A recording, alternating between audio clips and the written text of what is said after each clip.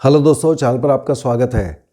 आज मैं धनु लग्न या सैजिटेरियस असेंडेंट की कुंडली में मंगल देव जो इस कुंडली में विदेश के भाव के कारक होते हैं और संतान भाव के कारक होते हैं, इनके प्रभाव की बात करूंगा। और यदि हमारी मंगल देव की दशा चल रही है तो संतान प्राप्ति और विदेश इत्यादि के बारे में अच्छे रिजल्ट लेने के लिए हमें क्या उपाय करने चाहिए जिससे हम इसका ज़्यादा से ज़्यादा फ़ायदा उठा सकें। तो मेरी साइड में धनु लग्न की कुंडली है जिसमें नंबर 9 लग्न में सबसे ऊपर बीचों बीच लिखा होता है। बृहस्पति देव इसके मालिक होते हैं। बृहस्पति और मंगल मित्र कहलाते हैं। तो बृहस्पति ने अपने मित्र मंगल को एक अच्छा भाव दिया, त्रिकोण भाव, 5वां भाव जहाँ नंबर 1 लिखा है, और दूसरा भाव इनको 12वां भाव मिला जिसके मिक्स्ड रिजल्ट होते हैं जहाँ नंबर 8 लिखा है। अब 12वां भाव हमको खर्चे दिखाता है, विदेश दिखाता है, कमजोरी दिखाता है, हॉस्पिटल दिखाता है। तो इस भाव को समझना बहुत ज़रूरी है क्योंकि जिनकी कुंडली में ये वाला भाव स्ट्रांग होगा उनकी कुंडली में ये वाले रिजल्ट ज़्यादा आएंगे। मंगल देव उनको विदेश यात्रा करवाएंगे, विदेश सेटलमेंट भी करा सकते हैं।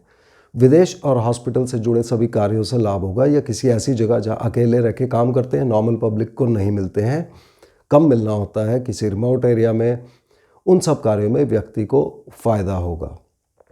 मगर खराब प्रभाव में मेजरली ये व्यक्ति के खर्चे बढ़ाएंगे, खर्चे इम्पल्सिव हो सकते हैं, और बाकी सब एरियाज़ में ये कमजोरी पैदा कर सकते हैं। ये 5वें भाव के प्रभाव में संतान प्राप्ति में मदद करेंगे, मगर 12वें भाव के प्रभाव में संतान प्राप्ति में कुछ प्रॉब्लम आ सकती है, अबॉर्शन या मिसकैरेज हो सकता है। ये व्यक्ति को प्रेम संबंध देंगे, मगर प्रेम संबंधों में कमजोरी आएगी, व्यक्ति खुद ही प्रेम संबंध से पीछे हट जाएगा, या व्यक्ति को लगेगा कि मैं सामने वाले को बहुत ज़्यादा प्यार देता हूँ या देती हूँ, मगर सामने से मुझे उतना प्यार नहीं मिलता है। उनको हमेशा लव अफेयर में कोई ना कोई कमजोरी दिखाई देगी, मगर यही सब अगर विदेश से कनेक्टेड होगा तो वहाँ पर उनको फ़ायदा होगा। इन्वेस्टमेंट्स जो 5वें भाव से देखी जाती है, यदि वे विदेश से या हॉस्पिटल से कनेक्टेड है तब उनमें फ़ायदा होगा, नहीं तो उसमें खर्चा होना या कोई लोन वापस होना या लॉस होना ये दिखाता है। तो इन्वेस्टमेंट खास करके शेयर मार्केट, जुआ, सट्टा, लॉटरी, अनसर्टन गेन्स, इन सब को जहाँ तक अवॉइड करें उतना ज़्यादा अच्छा है। ये व्यक्ति को कला के क्षेत्र में जोड़ सकते हैं, actor, actresses, musician, singer, dancer, painter इत्यादि को। यदि उनका काम भी फॉरेन कंट्री से जुड़ा हुआ, MNC इत्यादि से, तो उनको फ़ायदा होगा। नहीं तो ये कला की चीज़ों पर व्यक्ति का खर्चा होना दिखाते हैं। बच्चों के ऊपर व्यक्ति खर्चा कर सकता है। स्पोर्ट्समैन के लिए भी कुछ कमजोरी रह सकती है, और स्पोर्ट्समैन को स्पोर्ट्स इंजरीज़ के बारे में केयरफुल रहना चाहिए। घूमने फिरने पे ये व्यक्ति खर्चा करेंगे, और हो सकता है कि ये बच्चों के साथ घूमने फिरने इस पीरियड में विदेश भी जाएं।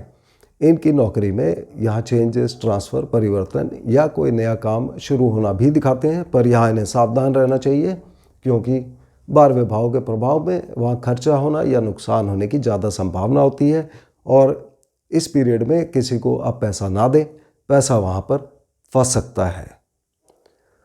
मंगल देवता जब इस कुंडली के अंदर दूसरे भाव में बैठे होंगे जहाँ नंबर 10 लिखा है तो ये अपनी उच्च राशि में कहलाएंगे, और जब ये 8वें भाव में बैठे हैं जहाँ नंबर 4 लिखा है तो ये नीच राशि में कहलाएंगे। मंगल देव के अच्छे प्रभाव तभी तक आएंगे जब तक मंगल देव कुंडली के अंदर एक अच्छी प्लेसमेंट में हो और 12वां भाव ज़्यादा स्ट्रांग ना हो। यदि 12वां भाव ज़्यादा स्ट्रांग हुआ तो व्यक्ति की रातों की नींद मंगल देव खराब करेंगे। व्यक्ति को यहाँ मेडिटेशन करने से फ़ायदा होगा। खर्चे बार बार होते रहेंगे, खर्चे इम्पल्सिव हो सकते हैं, हो सकता है कंट्रोल से बाहर हो जाएं। कोई कर्जा वापस करने में मंगल देवता इनकी मदद करेंगे। मगर 12वां भाव यदि बहुत स्ट्रांग हुआ कुंडली के अंदर तो व्यक्ति को हर चीज़ में कोई ना कोई कमजोरी आती रहेगी। जहाँ भी वो प्रयत्न करेंगे उनको लगेगा कि वो प्रयत्न उनके सफल नहीं हो रहे हैं। तो मंगल देव जिनकी भी दशांतर दशा में हो, आप लोगों को छोटा मोटा दान 4-5 रुपए का करते रहना चाहिए, और हनुमान जी की पूजा, हनुमान चालीसा, हनुमान जी के मंदिर जाना खासकर मंगलवार को भी मदद करता है।